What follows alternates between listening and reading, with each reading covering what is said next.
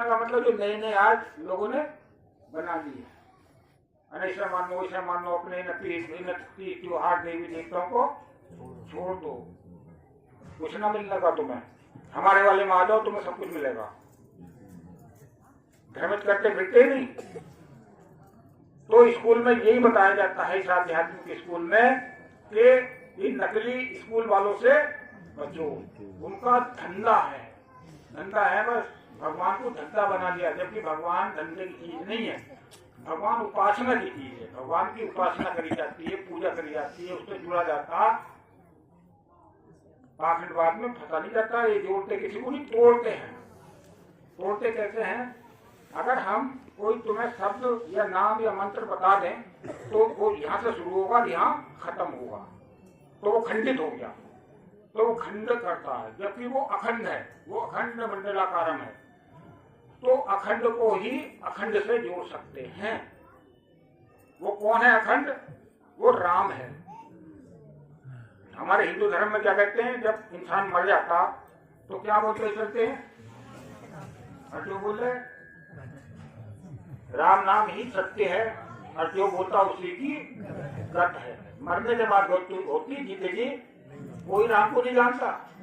क्या जाने, राम का नाम भी लेना लोगों ने छोड़ रखा आजकल, राम नाम नाम करते, पता नहीं क्या क्या शब्द बोल रहे हैं वो, समझ गए होंगे तुम। राम के नाम से भी नफरत है, और ऐसे ऐसी बात बताते हैं, मतलब उनके तो खिलाफ कार्रवाई होनी चाहिए। जो हमारे देवी देवताओं के बारे में, उनके बारे में अनाप शनाप अपशब्द इस्तेमाल भी करते हैं, और तुम सुनते हो बड़े आराम से, सुन लेते हैं नहीं, जितने बेवकूफ हो। उसे जवाब देना चाहिए, क्योंकि वे तो राक्षस प्रवृत्ति है उनकी। तो राक्षस तो उल्टा सुल्टा बोलते हैं, लेकिन कुछ इतने मजबूत मत वाले लोग भी, उनके बारे में कोई एक शब्द भी नहीं बोल सकता, उनके बारे में ना बोलता कोई भी। तुम्हारे बारे में इसलिए बोल रहे हैं क्योंकि तुम राम के अनुयायी हो, राम के भगत हो। तो इसलिए हमारे यहाँ आखिर में जब शमशान की ओर जाते हैं, शंकर भगवान है, शमशानी कहा जाता है उनको, शमशान में बैठ के वो ध्यान मगन हो जाते हैं। जब शमशान में जाता आदमी तो उसे कुछ देर के लिए शांति सी मिल जाती है। ये भाई इतना बड़ा आदमी था, देखो इसके पास धन दौलत औलाद सौलाद पोलाद फौलाद सब चीज थी, बराबर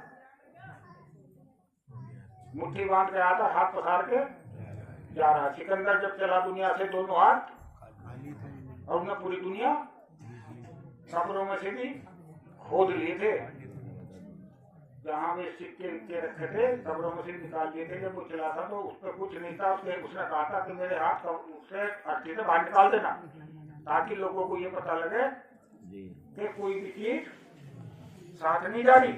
वो भौतिकवादी व्यक्ति होने के बाद भी उसको इतना ज्ञान था, लेकिन आज अध्यात्मवादी लोग बिल्कुल भी ज्ञान नहीं है। भौतिकवादी के सब कुछ होना चाहिए उसके पास, लेकिन जो अध्यात्मवादी है उसके पास कुछ भी नहीं होना। ये है भौतिक मार्ग और अध्यात्म मार्ग। जो आध्यात्मिक स्कूल चल रहे हैं आजकल, उनके पास क्या नहीं है बताओ मुझे? सब कुछ है। तो वे कैसे हो गए आध्यात्मिक?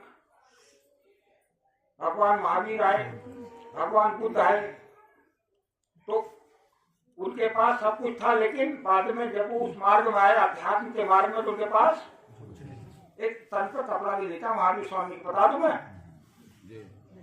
कपड़ा भी नहीं था। मुद्रा ये भी इधर उधर की चीज होना तो बहुत बड़ी बात है। वो राजकुमार था, वो ऐसी नहीं था, कोई नंगा भूखा वो कटोरे वाला नहीं था। तो जब अध्यात्म में वो चलेगा, अध्यात्म का जिम्मेदार बनेगा, तो वो अध्यात्म भौतिकता से तो अलग होना ही पड़ेगा। अगर 100% नहीं हो सकता, कम से कम 70-80% तो होना चाहिए। 60% पे सर्टिफिकेट आ जा, और वो तो फेलियर नंबर पे चल रहे हैं, 33% से नीचे जा रहे नहीं। उनके बाद तो वे सब चीजें हैं जो एक भौतिकवादी पे विचार पर होंगी भी नहीं। भौतिकता में इतने लिप्त हैं, इतने लिप्त हैं, इतने लिप्त हैं कि उसमें निकाल भी नहीं सकते, इतने गहरे कुएं में घुसे हुए हैं। हम उन्हें उन स्कूलों में पढ़ रहे हैं जो उसका उनके पास कोई ज्ञान ही नहीं है, खाली मनगढ़ंत किस्से कहानी लिखती है। हमने वे पंडियों की कहानी को विश्वास कर लिया। अंधविश्वास को बोलते हैं अंधभक्ति। हम अंधभक्ति में चल रहे हैं, अंधविश्वास में चल रहे हैं, जो हमारे सामने रख दिया कि लो इसे ले जाओ, ऐसे इतने दिन तक इसकी उपासना करना, पूजा करना और इसकी कमाई करते रहो, खेती कमाई करियो मत ना, इसी कमाई कर लो, है इससे क्या मिल जाएगा भाई तुम। और जो चीज लगातार काम कर रही है, जो रमा हुआ राम है, उसको जानते ही नहीं। इसलिए हमारे महापुरुषों ने राम राम का नाम क्यों रखा था, तो पता है? राम राम सुबह शाम उठते हैं या कोई मिलता तो राम राम करते नहीं, तो वो भी हमें राम करता हो उसकी प्रतिक्रिया में। तो वो राम जो है हमारे अंदर रमा हुआ है। कहते हैं कि वो परमात्मा जर्रे जर्रे में मौजूद है, पर वो नजर आता नहीं है। योग साधन के बिना उसे कोई पाता नहीं। तो वो योग कौन सा है? वो योग जो नहीं है कि आसन कर लिया, प्राणायाम कर लिया, हाथ पैर मोड़ लिए, तोड़ लिए, जोड़ लिए, ये रामदेव वाला योग नहीं है। कभी ये समझो तुम, वो व्यापारिक योग है। आजकल लोगों ने बहुत केंद्र खोल रखे हैं ना योगासनों के, बिजनेस है वो तो। अब तुम यहाँ खेती कर रहे हो, हल चला रहे हो, फावड़ा चला रहे हो, तुम्हें क्या जरूरत है आसन करने की? तुम्हें तो वैसे ही खुद उससे भी जाके आसन हो रहा। तो वो व्यापारिक बात है। तो जो रमा